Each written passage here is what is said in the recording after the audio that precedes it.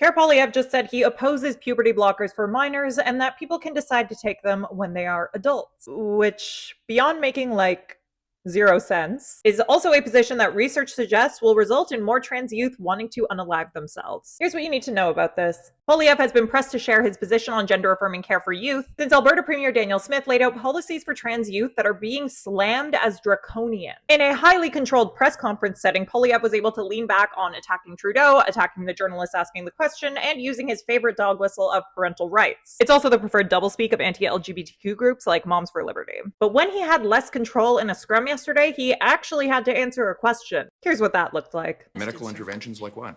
That is the language that your party What medical uses. interventions? Well, you would have to ask your party members. What medical interventions? Such as puberty blockers and hormone For replacement minors? Yeah. Yes. Irreversible? You're talking about irreversible? I'd like to understand your position. No, I want to be clear. I just want to be clear. For minors.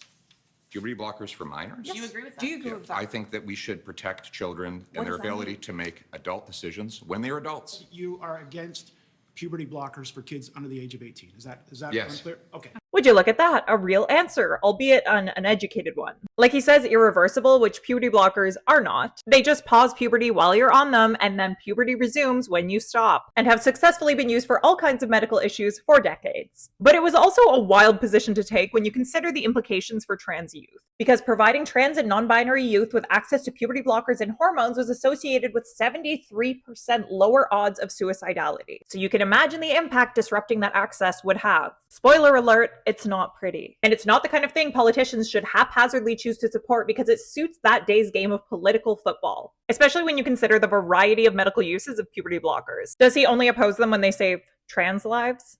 What do you think of all this?